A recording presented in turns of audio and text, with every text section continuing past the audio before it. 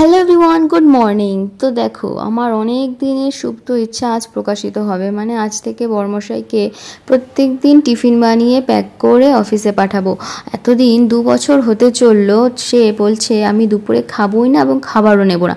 তো আমরা খুব রাগারাগি করেছিলাম, খুব মন খারাপ হতো যে দুপুরবেলায় মানুষটা না খেয়ে থাকবে সারাদিন আর আমরা ঘরে বসে খেয়ে দিয়ে শুয়ে থাকবো।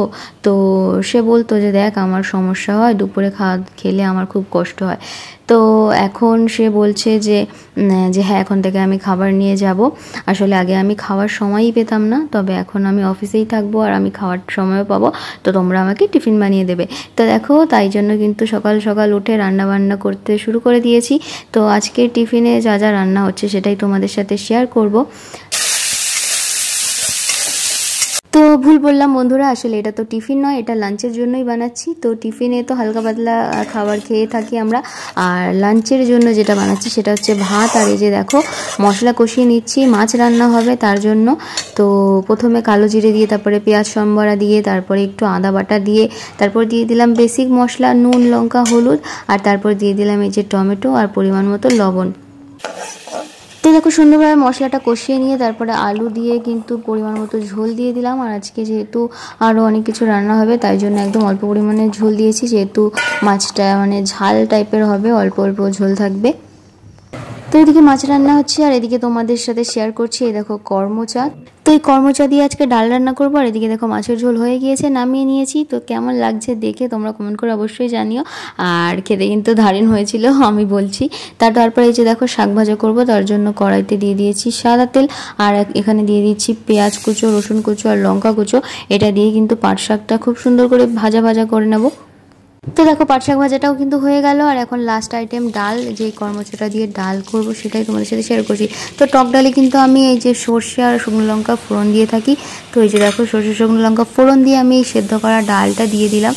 এরপর পরিমাণ মতো জল দিয়ে লবণ দিয়ে কিন্তু দিয়ে দিতে হবে কর্মচাটা। আর কর্মচাটা যদি পারো একটুখানি মাথার দিকটাকে চিড়ে দেবে, তাহলে দেখবে ডালটা বেশ একটা টক টক ভাব আসবে। আর নয়তো কিন্তু কর্মচাটা না গললে একদমই টক লাগবে না। তো আজকে তো করে দেখলাম, প্রথমে ভেবেছিলাম প্রচুর টক হবে, কিন্তু এই যে দেখো এতগুলো কর্মচা দিয়েছি, তবে টক কিন্তু খুব হালকা হয়েছে আর খেতে কিন্তু ভালোই লাগছিলো, খুব বেশি টক ছিল না। আর খুব বেশি টক হলে আমার ভালো লাগে না, তো এই নর্মাল টকটাই সুন্দর ছিল। তো রান্নাবান্না শেষ, এখন দেখো বর্মশাইয়ের টিফিন রেডি করার পালা। আর সমস্ত কিছু কিন্তু তাকে দিয়ে দিয়েছি, গরম গরম ভাত, পাট শাক ভাজা, টকের ডাল, আর ওইদিকে হচ্ছে মাছের ঝাল। তো এই যে দেখো, কিছু আমও নিয়ে যাবে বলেছে, তার জন্য আমগুলো ধুয়ে ঝুড়িতে রেখে দিয়েছি জল ঝরাতে। তো চলো তাড়াতাড়ি করে ব্যাগটা প্যাক করে দিই। তো সারাদিনের মতো রান্নাবান্না কাজ কিন্তু কমপ্লিট হয়ে গেল। আর এই যে ব্যাগ গুছিয়েও দিয়েছে, আর এদিকে বর্মশাই খেতে বসে পড়েছে আর রেডিও হয়ে গিয়েছে। তো বর্মশাই এখন অফিসের জন্য বেরিয়ে পড়লো, আর দেখা হবে রাতে।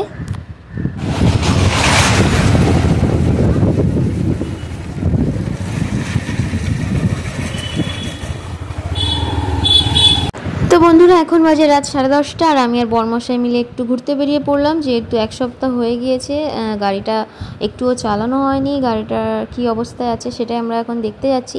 তো গাড়ি নিয়ে একটু বেরোবো।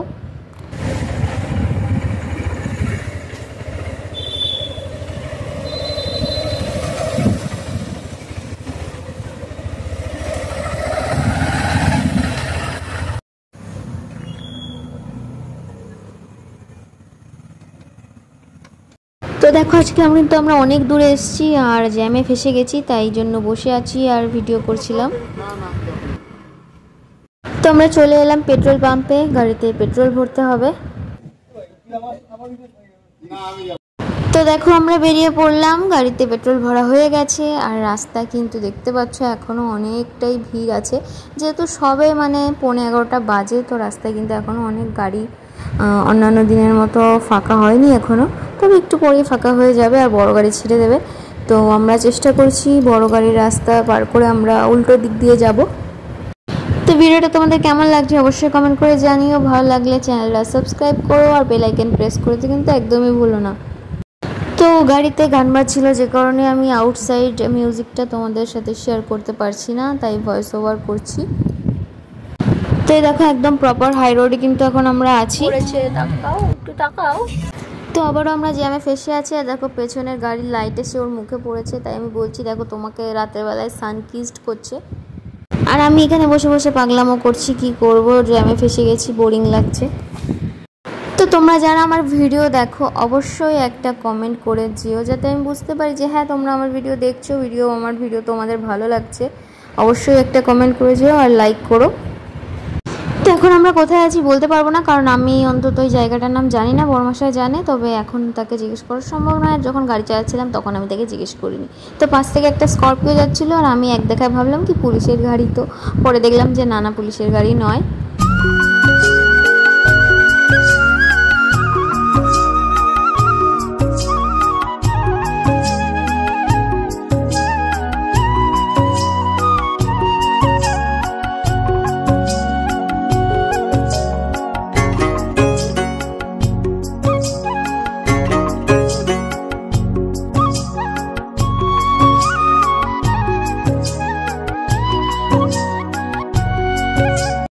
চলে এসছি বাড়ি, কিন্তু রাস্তায় অনেক গাড়ি, তাই আমি বরকে মারলাম একটা ঝাড়ি। চলো আমরা পার্ক করি এবার গাড়ি। তুমি একটু ছড়ো বলো, তুমি কতদিন ছড়ো বলো না? হ্যাঁ বলবো না? সাদা গাড়িটা এখানে ঢুকলো না, এটা সুমনের গাড়ি। তো আমার ছড়াটা তোমাদের কেমন লাগলো সেটা কিন্তু কমেন্ট করে অবশ্যই জানিও। আর এভাবে আমি তাকে এন্টারটেন করার চেষ্টা করি। আর এটা হচ্ছে তার বন্ধুর গাড়ি, দেখো এটা হচ্ছে সুমন দাদার গাড়ি। দেখছিলাম যে কদিন আগেই কিন্তু গাড়িটা কিনেছে, আর অলরেডি গাড়িটা অনেক ক্র্যাক এসে গেছে। তো চলো এবার আমাদের বাড়ি যাওয়ার পালা।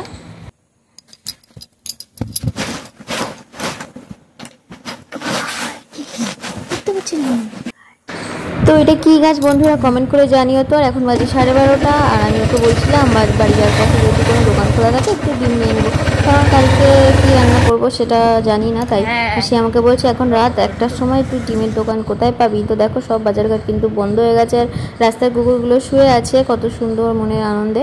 আর আমরাও চললাম বাড়ি। তো সবাইকে গুড নাইট, সবাই ভালো থেকো, সুস্থ থেকো।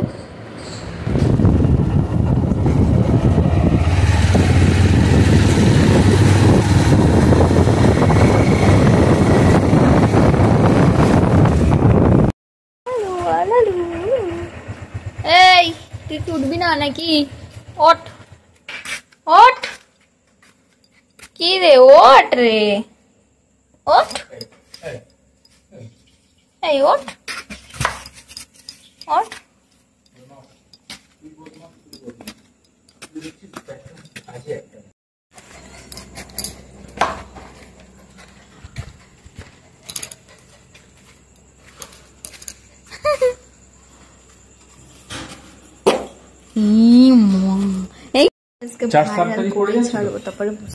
বন্ধুরা তোমাদের আমার বরের ম্যাজিকটা কেমন লাগলো অবশ্যই কমেন্ট করে জানিও।